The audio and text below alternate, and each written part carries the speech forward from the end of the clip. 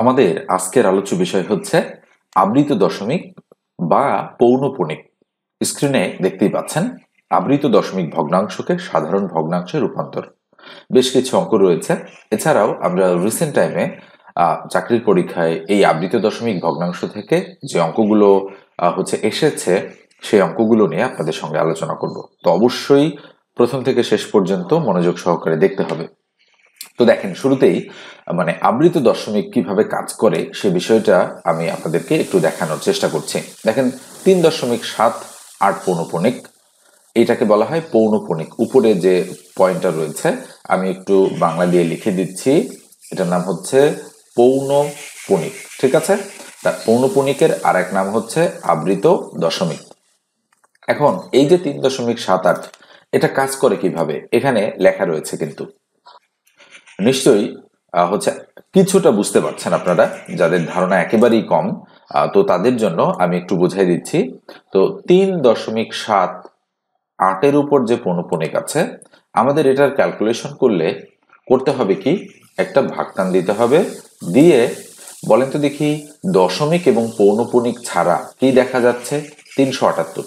তাহলে 378 আমরা লিখে ফেললাম। এরপরে পৌনঃপুনিক কয়টা ঘরের উপর আছে? একটা ঘরের উপর।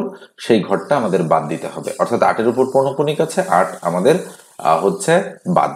8 বাদ দিয়ে আর কত থাকে? 37। এই 37 আমাদের বিয়োগ করতে হবে। এক্ষেত্রে দশমিকটা আমরা বিবেচনা করব না। তাহলে পৌনঃপুনিক আছে একটা ঘরের উপরে, ওই একটা ঘর বাদ দিয়ে আমরা 37 বিয়োগ করে ফেললাম। এবার আসেন, পৌনঃপুনিক কয়টা ঘরের উপর ছিল? একটা ঘর, ওই জন্য নিচে একটা 9 দিতে হবে। আর দশমিকের ডানে পৌনঃপুনিকের বামে কয়টা ঘর আছে? একটা। সে ঘরটা কি? ঘরটা হচ্ছে 7। তো 7 এখানে বিবেচ্য বিষয় না, আমাদের বিবেচ্য বিষয় হচ্ছে দশমিকের ডানে পৌনঃপুনিকের বামে ঘর আছে একটা, এই একটা শূন্য দিতে হবে। নিঃসন্দেহে এখন এই লাইনটার সাথে এই লাইনটা আপনারা রিলেট করতে পারতেছেন। তাহলে নিশ্চয়ই বোঝা যাচ্ছে যে কিভাবে আমি ক্যালকুলেশনটা করলাম। আরো দু একটা অঙ্ক করলে আমরা আরো বেশি ক্লিয়ার হয়ে যাবো এক্ষেত্রে। তাহলে ইকুয়াল দিয়ে ভাগটান দিলাম। 378 থেকে 37 বিয়োগ করলে কত হবে? 341 হবে। তাহলে 341 ভাগ হচ্ছে 90। এখন আপনারা যদি দেখেন প্রশ্নপত্রের মধ্যে এটাই অ্যান্সারে আছে, তাহলে এটাই দাগাবেন। আর যদি দেখেন যে না, অ্যান্সার এটা রয়েছে, তাহলে 90 দ্বারা 341কে ভাগ করলে যেটা হবে সেটা আপনারা অ্যান্সার হিসেবে দাগাবেন। ওকে, তো এটা গেল একটা বিষয়। এবারে আমরা পরেরটাতে আসছি। তো পরেরটা দেখেন, 6.2, 3 পৌনঃপুনিক, 0, 9 পৌনঃপুনিক। এখন আপনারা হয়তো ভাবছেন যে এখানে পৌনঃপুনিক দুইটা ঘরের উপর আছে। দুইটা ঘর কি? একটা হচ্ছে 3 আর একটা হচ্ছে 9। এই দুইটা ঘরের উপর পৌনঃপুনিক আছে, কিন্তু না। হিসাব বলে যে পৌনঃপুনিক যেখান থেকে শুরু হয় এবং যেখানে গিয়ে শেষ হয় তার মাঝখানে যত ঘর থাকে সবগুলোতেই পৌনঃপুনিক হিসাব করতে হয়। তো এখানে 0-র উপরও পৌনঃপুনিক আমরা হিসাব করে নেব। যদিও দেওয়া নেই, তাহলে আমাদের ধরতে হবে যে 0-র উপরও পৌনঃপুনিক রয়েছে। তাহলে একটু বুঝাই দেই, আমি ভাগটান দিয়ে দিলাম। দিয়ে বলেন তো দেখি এখানে কয়টা ঘর আছে? 1, 2, 3, 4, 5টা ঘর।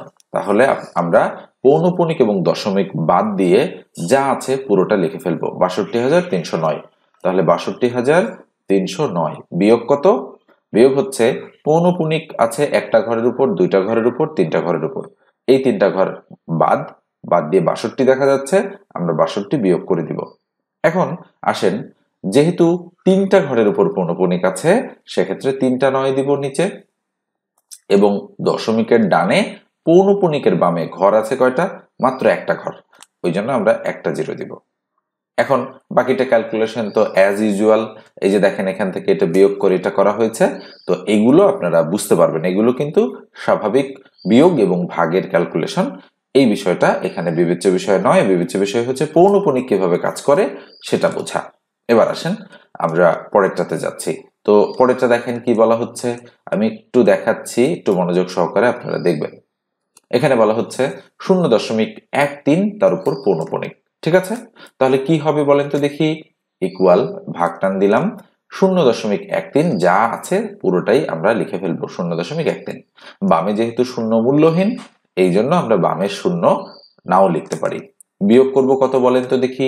পৌনঃপুনিক আছে একটা ঘরের উপরে, ওই ঘরটা বাদ, 0.1 বিয়োগ করব, বিয়োগ করে দিলাম। একটা ঘরের উপর পৌনঃপুনিক আছে একটা 9, দশমিকের ডানে পৌনঃপুনিকের বামে একটা মাত্র ঘর দেখা যাচ্ছে, তাহলে একটা 0। তাহলে কি হচ্ছে 13 থেকে 1 বাদ দিলে 12 আর তার নিচে 90। 12 ভাগ 90, যেহেতু এটা কাটাকাটি করা যায়, কত দ্বারা যায়, আমরা 3 দ্বারা কাটবো। 3 3 4 12, তাহলে 3 থাকলো, 3 30 90। আবার 2 দ্বারা কাটবো, 2 দুগুণ 4 আর 15 দুগুণ 30। তাহলে কত হবে, উপরে 2 তার নিচে 15। নিঃসন্দেহে বুঝতে পারছেন 2 ভাগ 15 হচ্ছে আমাদের অ্যাপ্রোপ্রিয়েট অ্যান্সার। ওকে, এবার যদি অ্যান্সারটা ভাগ আকারে থাকে তাহলে আপনাদের কিন্তু 15 দ্বারা 2কে ভাগ করে দশমিক আকারেও অ্যান্সার মেলাতে হবে। সেক্ষেত্রে দশমিক দিয়ে 0, 15 1 15 থাকলো কত 5, এই দশমিকের জন্য 0, 3 15 কত 45, এভাবে কিন্তু মানে মিল করতে হবে। দেখেন আমরা দশমিক 13, আরো কিন্তু এখানে আবার 5 থাকবে, আবার 0 নিব, আবার 3 হবে, 3 3 15 45, তার মানে এভাবে হতেই থাকবে। দশমিক 1 3 3 3 3 এভাবে চলতেই থাকবে, ঠিক আছে। এই জন্য এটা কিন্তু দশমিক 1 3 তার উপর পৌনঃপুনিক, এটাই হবে আমাদের অ্যাপ্রোপ্রিয়েট অ্যান্সার, ঠিক আছে। মানে আমি অঙ্কটা শুরু করলাম, আমরা এটা বের করে ফেলেছি এবং এইটাকে আবারও আমরা অঙ্কের সাথে মেলানোর জন্য এটা করলাম, তার মানে আমাদের ক্যালকুলেশনটা ঠিক আছে। এবার চাকরির পরীক্ষায় আসা অঙ্কসমূহ আমরা পৌনঃপুনিক থেকে একটু বিবেচনা করব। দেখি আমরা চাকরির পরীক্ষায় কোন ধরনের অঙ্ক পৌনঃপুনিক থেকে এসেছে। তো এই অঙ্কটা করব। এরপরেই আমরা হচ্ছে 47তম বিসিএস এর যে একটা অঙ্ক এসেছে পৌনঃপুনিক থেকে একদম রিসেন্ট টাইমে, সেই অঙ্কটা আমরা করার চেষ্টা করব। তো দেখেন আমি এটা আগে করছি। বলা হচ্ছে 0.33, মানে দুইটার উপরে পৌনঃপুনিক আছে, আবৃত সংখ্যাটির সাধারণ ভগ্নাংশ নিচের কোনটি? সম্ভাব্য 4টা উত্তর দেয়া রয়েছে।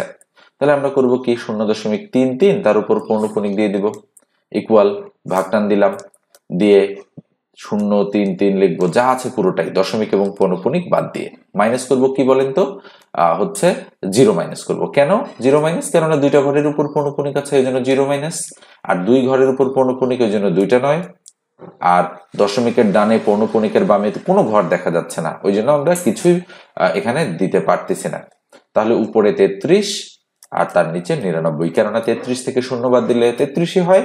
তাহলে কাটাকাটি করলে 33 একে 33, 3 33 99, অর্থাৎ 1 ভাগ 3 হচ্ছে আমাদের অ্যাপ্রোপ্রিয়েট অ্যান্সার। এই যে দেখেন, এটাই হচ্ছে আমাদের সঠিক উত্তর। কোথায় রয়েছে আমাদের? এখানে দেখেন কোথাও নেই, কিন্তু এই যে 33 ভাগ 99 এটাই কিন্তু আমাদের অ্যান্সার হিসেবে রয়েছে, তাই এটাই আমাদের সঠিক উত্তর।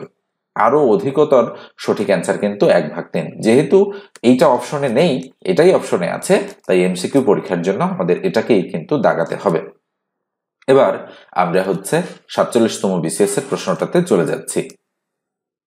নিশ্চয়ই দেখতে পাচ্ছেন 47তম বিসিএস প্রিলিমিনারি টেস্ট 19/9/2025-এ যে পরীক্ষাটা অনুষ্ঠিত হয়েছে। দেখেন কিভাবে এসেছে অঙ্কটা। এসেছে 0.6 পৌনঃপুনিককে 0.9 পৌনঃপুনিক দ্বারা ভাগ করলে নিচের কোনটি সঠিক? তো আমরা আগে এই পৌনঃপুনিক দুটোকে সাধারণ ভগ্নাংশে রূপান্তর করব। তো 0.6 পৌনঃপুনিক মানে কত? মানে হচ্ছে 0.6 মাইনাস 0 ভাগ হচ্ছে 9। নিশ্চয়ই বুঝতে পারছেন কিভাবে করলাম আমরা ক্যালকুলেশন। আচ্ছা, তাহলে এটা কত হবে? 0.6 মাইনাস 0 মানে উপরে 6 তার নিচে 9, কাটাকাটি করলে কত হয়? 3 দুগুণ 6, 3 3 9, তাই না? উপরে 2 তার নিচে 3। এবার পরেরটা আসেন 0.9। তাহলে 0.9 পৌনঃপুনিক মানে কত?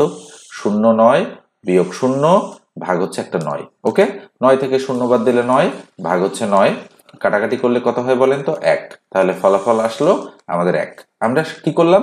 আমরা পৌনঃপুনিককে সাধারণ ভগ্নাংশে রূপান্তর করে এবার ভাগ করতে হবে। কোনটা দ্বারা কোনটাকে? 0.6কে, অর্থাৎ এটাকে 0.9 পৌনঃপুনিক দ্বারা ভাগ করতে হবে। তাহলে আমরা ভাগ করব, তাহলে 2 ভাগ 3 হচ্ছে ভাগ হলো 1। দেখেন এইটাকে এটা দ্বারা ভাগ মানে এইটাকে এটা দ্বারা ভাগ, একই কথা। তাহলে উপরে 2 তার নিচে 3, ভাগ চিহ্নটা যদি গুণ করে দেই 1 উপরে যায় আর এই একটা নিচে, কারণ এই 1 এর নিচে তো 1 থাকে, তাই না? আসলে কোন সংখ্যাকে 1 দ্বারা ভাগ করলে ওই সংখ্যাটাই হয়।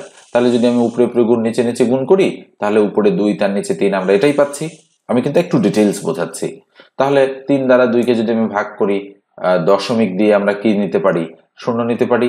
3 6 হচ্ছে 18 হয়, থাকে 2, আবার দশমিকের জন্য 0, 3 6 18 থাকে 2, আবার দশমিকের জন্য 0, আবার 3 6 এখানে 18 হবে, তাহলে 0.666666 চলতেই থাকবে, তাহলে আমরা বলতে পারি 0.6 পৌনপুনিক হচ্ছে আমাদের অ্যান্সার। সামনে একটা শূন্য দেওয়াই যায়, তাই না? তাহলে 0.6 পৌনপুনিক কোথায় আছে? এই যে দেখেন ক নম্বরে রয়েছে। আমরা চাইলে একটু অন্যভাবেও ক্যালকুলেশন করতে পারি। দেখেন কিভাবে করতে পারি। যেহেতু বলা হচ্ছে 0.6 পৌনপুনিককে 0.9 পৌনপুনিক দ্বারা ভাগ করো, তাহলে ভাগ যদি আমরা করি তাহলে 0.9 পৌনপুনিক একবারে লিখে দিব। তখন করব কি, এভাবে ক্যালকুলেশন করব, উপরে 6 তার নিচে 9, উপরে 9 তার নিচে 9। ঠিক আছে, তাহলে 6/9 গুণন 9/9, ভাগ চিহ্ন গুণ হলে নিচেরটা উপরে উপরেরটা নিচে, তো যেহেতু 9 তো সেক্ষেত্রে আর সেটা কোনো হচ্ছে প্রভাব ফেললো না। তাহলে 9 আর 9 ক্রস, 3 দুগুণ 6 আর 3 তিরিখা 9, তাহলে উপরে 2 তার নিচে 3। যদি আমরা ভাগ করি, একটু আগেই দেখলাম 0.6 পৌনপুনিক পাওয়া যাচ্ছে। তাহলে এটাই আমাদের অ্যাপ্রোপ্রিয়েট অ্যান্সার। এবারে এখানকার 2 নম্বর যে অঙ্কটা রয়েছে, এই অঙ্কটা দেখেন।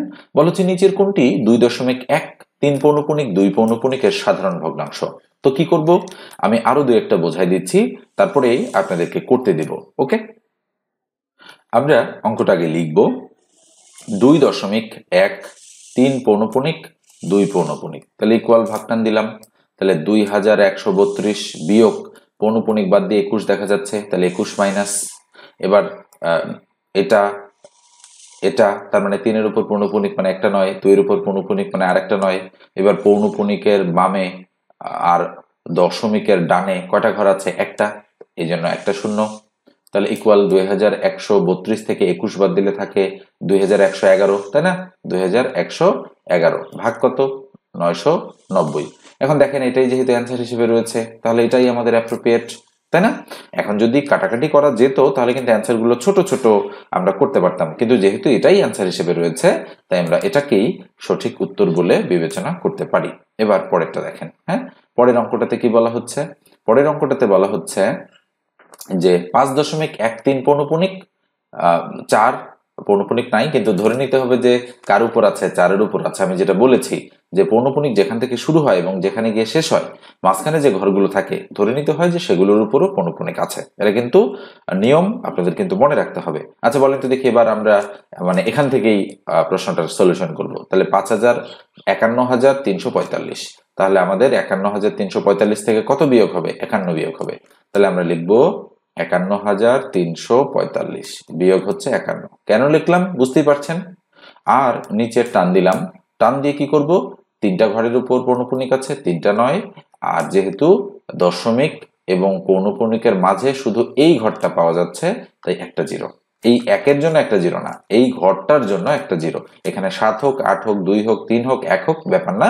যেহেতু পৌনপুনিকের বামে দশমিকের ডানে এই একটা ঘর আছে, ওই জন্য একটা জিরো আমরা দিয়ে দিলাম। তাহলে ইকুয়াল নিচে 9,990, তাহলে উপরে 51,345 থেকে 51 বিয়োগ করলে কত হয়? 51,294। তাহলে 51,294, তাহলে এটাই আমাদের অ্যাপ্রোপ্রিয়েট অ্যান্সার। তো নিশ্চয়ই আপনারা বুঝতে পারছেন যে কিভাবে আমরা এটা ক্যালকুলেশন করলাম। এবার আমরা একটা HW দিচ্ছি আপনাদেরকে। দেখেন অ্যান্সারটা কিন্তু আমি মুছে দিয়েছি। কেন মুছে দিয়েছি? কেননা এটা আপনাদের HW দিব। অবশ্যই আপনারা এটা করবেন। দেখেন 0.8 পৌনপুনিক 4 পৌনপুনিক এর সামান্য ভগ্নাংশে প্রকাশ কোনটি? ক, খ, গ, ঘ 4টা অপশন রয়েছে। অবশ্যই আপনারা অঙ্কটা করবেন এবং কমেন্ট সেকশনে আমাকে জানাবেন যে অ্যান্সারটা কত হচ্ছে। আপনারা ক, খ, গ, ঘ আকারেও জানাতে পারেন, অথবা 4 নং প্রশ্নের উত্তর 26/99 অথবা 28/33 অথবা 21/33 অথবা 14/15 এভাবে আপনারা লিখেও জানাতে পারেন। দেখেন এই লিস্টে বিসিএস এর অঙ্কটা আমি অন্তর্ভুক্ত করে দিয়েছি। 0.6 পৌনপুনিককে 0.9 পৌনপুনিক দিয়ে ভাগ করলে নিচের কোনটি সঠিক? সঠিক উত্তর ক। তো অঙ্কটা তো একটু আগে বুঝাই দিয়েছি, এই জন্য আমরা আর এটা নিয়ে ডিসকাস করছি না। তো এবার আসেন আমি একটু অন্যরকম বিষয় নিয়ে, পৌনপুনিকের কিভাবে আমরা প্রুফ করব যে আসলে পৌনপুনিক কিভাবে কাজ করে, সেই বিষয়টা আমি আপনাদের একটু দেখাচ্ছি। তো আমি একটু ফাঁকা জায়গায় চলে যাচ্ছি। ওকে, আমি ফাঁকা জায়গায় এসেছি এবং এখানে আপনাদেরকে দেখাচ্ছি। দেখেন পৌনপুনিক আসলে কাজ করে কিভাবে। আমি টান দিয়ে নিলাম। তো পৌনপুনিক কাজ করে, ধরেন আমি ভাগ করব 10কে 3 দ্বারা। ওকে, 10কে কত দ্বারা? 3 দ্বারা। অথবা 6কে 7 দ্বারা। আমি ভাগ করব। তো দুটো সংখ্যা আমি নিলাম। তো ধরেন প্রথম যে সংখ্যাটা নিয়েছি 10কে কত দ্বারা ভাগ করব, 10কে 3 দ্বারা ভাগ করব। তো আমি যদি নর্মালি ভাগ করি 10কে 3 দ্বারা, তাহলে 3 তিরিখা কত হবে 9, কত থাকবে 1, দশমিক দিয়ে একটা শূন্য নিব। আবার 3 তিরিখা কত হবে 9, থাকবে 1, এই দশমিকের জন্য আমি একটা শূন্য নিব। ওকে, এটা চলতেই থাকবে কিন্তু এই প্রসেসটা।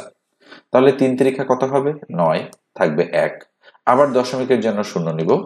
3 তিরিখা কত হবে 9, থাকবে কত 1। আচ্ছা বলেন তো এটা কি কখনো শেষ হবে? হবে না। অর্থাৎ এখানে 3 3 3 3 আনলিমিটেড সংখ্যক, মানে ইনফিনিটি সংখ্যক, অসীম সংখ্যক 3 হবে।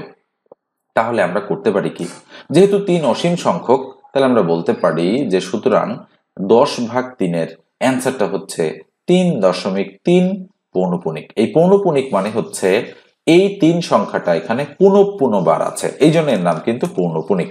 ওকে, মনে রাখেন ব্যাপারটা। তাহলে 3 সংখ্যাটা পুনঃপুনবার আছে, ওই জন্য আমরা 3-এর উপর পৌনঃপুনিক দিয়েছি। আরেকটা বিষয় আমি যদি আপনাদেরকে বলতাম যে ধরেন 10 টাকা আপনি 3 জনের মধ্যে ভাগ করে দেন, তাহলে জন প্রতি 3 টাকা 33 পয়সা পেত। আচ্ছা বলেন তো ভাগ করে দেওয়ার পরেও আপনার কাছে আরো 0.1 পয়সা আছে কিনা? অবশ্যই আছে। তাহলে আপনি কি পরিপূর্ণভাবে 10 টাকাকে 3 জনের মধ্যে ভাগ করে দিতে পারছেন? পারছেন না। এই জন্য এই ধারণা থেকেই পৌনঃপুনিকের উৎপত্তি, এবং জিনিসটা যেন আরো ভাগ করে দেওয়ার প্রসেসটা যেন আরো সঠিক হয়, এই জন্য কিন্তু এই পৌনঃপুনিক সংখ্যাটা এসেছে। ঠিক আছে, মানে গণিত তো একেবারে হচ্ছে একটা পিওর জিনিস। তার মানে আজকে যে জিনিসটা ধরেন 2 আর 2 যোগ করলে 4, আগামী 100 বছর পর 2 আর 2 যোগ করলে কি 6 হওয়ার কোনো চান্স আছে বা 5 হওয়ার কোনো চান্স আছে? কখনোই না। এটা চিরজীবনের জন্য সত্য, আমরা বলে নিতে পারি। ঠিক আছে, তো এই জন্য গণিতের ক্ষেত্রে ক্যালকুলেশনে একেবারেই ক্ষুদ্র থেকে ক্ষুদ্রতর জিনিসগুলো আমাদেরকে সঠিক হিসাব করতে হবে। তো এই ধারণা থেকেই পৌনঃপুনিকের উৎপত্তি হয়েছে, যেন হিসাবকে আরো স্বচ্ছ এবং আপনাদের সঠিক করা যায়, এই জন্য পৌনঃপুনিক এসেছে। তো দেখেন আমরা তাহলে 10/3 মানে 3.3 পৌনঃপুনিক পেয়েছি। এখন এটাকে যদি আমি আরো একটু ক্যালকুলেশন করতে চাই, তো ধরেন এটাকে আমি আবার এটাতে ফেরত দেব, যেটা আমি করেছিলাম আবার ফেরত দেব। তাহলে ইকুয়াল, ভাগটান দিলাম, দেখা যাচ্ছে 33, লিখে ফেললাম। নিশ্চয়ই এতক্ষণে বুঝে গিয়েছেন। বিয়োগ করব কত 3, কেননা পৌনঃপুনিক বাদ দিয়ে 3 দেখা যাচ্ছে, 3 বিয়োগ করব। একটা ঘরের উপর পৌনঃপুনিক, তাই একটা 9, আর দশমিকের ডানে পৌনঃপুনিকের বামে কোনো ঘর নেই, তাই এখানে 0 আমি দিতে পারছি না। তাহলে কত হবে ইকুয়াল, উপরে 30, তার নিচে কত 9, তাহলে 3 তিরিখা 9, 3 10 30, কাটাকাটি নিশ্চয়ই বুঝতে পারছেন। তাহলে উপরে 10, তার নিচে 3। আদতে আবার কিন্তু আমরা এখানে ফেরত চলে গেলাম, অর্থাৎ 3.3 পৌনঃপুনিক 10/3 একই জিনিস। ঠিক আছে, তো এইভাবে আমরা এই জিনিসগুলো বুঝতে পারবো। আবার দেখেন আমি যদি এই ভাগটা কমপ্লিট করি, 6কে 7 দ্বারা ভাগ, তাহলে আমি ভাগ করছি, তাহলে দশমিক দিয়ে আমি একটা শূন্য নিলাম, তাহলে কত হবে বলেন তো? এখানে হবে 7 8-এ হচ্ছে 56। ঠিক আছে, 56 আসলো, টান দিলাম, টান দেওয়ার পরে কত থাকলো 4। আমি কত নিব? নিচে একটু মুছে দেই, নচেত জায়গা হবে না। ওকে, মুছে দিলাম। তাহলে কত হবে 4, দশমিকের জন্য শূন্য নিলাম, তাহলে কত হবে 5 7-এ 35, তাই না? থাকবে কত 5, আবার একটা শূন্য নিলাম, তাহলে কত হবে 7, 7 দ্বারা ভাগ করলে 7 7-এ 49, তাহলে 7 7-এ 49, থাকবে কত 1, দশমিকের জন্য একটা শূন্য নিলাম। ওকে, তো শূন্য নেওয়ার ফলে আমরা দেখতে পাচ্ছি 7 1-এ, এই যে 7 দ্বারা যেহেতু ভাগ করছি, 7 1-এ 7, থাকবে কত 3, আবার দশমিকের জন্য একটা শূন্য নিলাম, আবার কত হবে 4 7-এ 28 হবে। ওকে, তো আমি একটু সরিয়ে দিচ্ছি যেহেতু এদিকে জায়গা কম। দেখেন আমি একটু সরিয়েছি, একটু জায়গা করে নিলাম আর কি।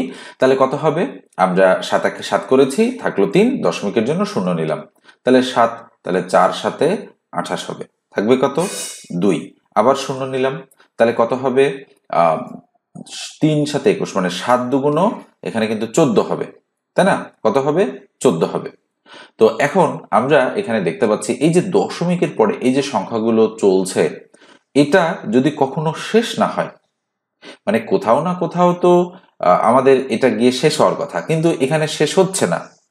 শেষ যেহেতু হচ্ছে না, তার মানে এই সংখ্যাগুলো আবারও রিপিট হওয়ার চান্স রয়েছে। আমি এখান থেকে আবারও ভাগ করছি, হ্যাঁ, তাহলে 7 দুগুণ কিন্তু এখানে কত হবে বলেন তো? 20-এর নিচে আমরা কত দিব? 20-এর নিচে কিন্তু আমরা হচ্ছে 14 দিব। ওকে, এখানে 14 দিব, তাহলে অবশিষ্ট কত থাকবে? 6, তাই না? 20-এর নিচে 14 দিলে 6 অবশিষ্ট। তাহলে আবার আমি 7 দ্বারা ভাগ করছি, এটাকে ভাগ করছি। ভাগ করার ফলে কত আসবে? 0.85714 এটা আসলো, তাই না? এটা তো এসেছে। এবার দশমিকের জন্য আমি আবার 0 নিলাম, তাহলে বলেন তো কত হবে?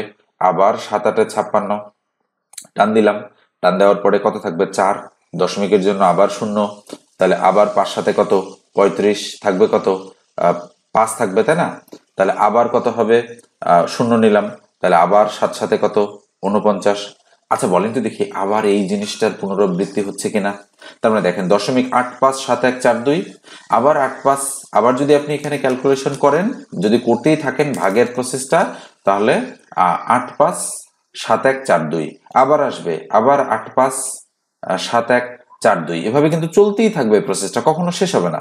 আমি এটা বোঝাইতে চাচ্ছি যে পৌনঃপুনিকের ক্যালকুলেশন কিছুটা জটিল হতে পারে অনেক সময়। তো এই জন্য দেখেন, এই যে সংখ্যাটা 8×5=7142, 8×5=7142, 8×5=7142, এটা কিন্তু বারবার চলে আসতেছে। এই জন্য আমরা করব কি, এইটা আমরা এইভাবে লিখবো 0.857142, 1 2 3 4 5 6টা ঘরের উপর পৌনঃপুনিক। কিন্তু আমরা করি কি, পৌনঃপুনিক একদম একটা শুরুতে দেই, একদম একটা শেষে দেই। তাহলে খেয়াল করে দেখেন, এটা কিন্তু এই অঙ্কের সঠিক উত্তর। ওকে, পৌনঃপুনিক আকারে। তাহলে 6/7 এই জিনিসটা কিন্তু কিছুটা জটিল হিসাবের পৌনঃপুনিক আপনাদের কাছে মানে হচ্ছে নিয়ে এসেছে। তো যাই হোক, আমি পরে হচ্ছে আপনাদের আরো বেশি বিস্তারিত আলোচনা করব, যখন পৌনঃপুনিক সংক্রান্ত বেশ কিছু অঙ্ক আমরা হচ্ছে চাকরির পরীক্ষায়, সাম্প্রতিক চাকরির পরীক্ষায় পাবো, তখন আমি সেই অঙ্কগুলো আপনাদের আরো বেশি বেশি করে সমাধান করে দেওয়ার চেষ্টা করব। তো আজকের আলোচনাটা এই পর্যন্ত রাখছি। এই জিনিসটা আপনারা একটু বিস্তারিত দেখবেন, আপনারা নিজেরা ভাগ করার চেষ্টা করবেন যে আসলে বোঝেন কিনা যে পৌনঃপুনিকটা কেন আসলে হয়। তো দেখেন, এখানে কিন্তু এই কারণে পৌনঃপুনিক হয়েছে যে একই জিনিস বারবার রিপিট হচ্ছে, সেখানে একটা বা দুটো সংখ্যা রিপিট না, 6টা সংখ্যা, মানে 6 সংখ্যা হওয়ার পরে আবার 6টা একই সংখ্যা, 6 সংখ্যা হওয়ার পরে আবার 6টা একই সংখ্যা, এরকম জিনিস কিন্তু খুব কম ক্ষেত্রেই দেখা যায়। তো যাই হোক, এটা যেহেতু আমার জানা আছে, আমি আপনাদের সঙ্গে বিষয়টা একটু ডিসকাস করে নিলাম। তো আজকের আলোচনাটা এই পর্যন্তই। ভালো লাগলে অবশ্যই একটা লাইক দিয়ে দেবেন, আর চ্যানেলটা সাবস্ক্রাইব করতে ভুলবেন না। ধন্যবাদ সবাইকে।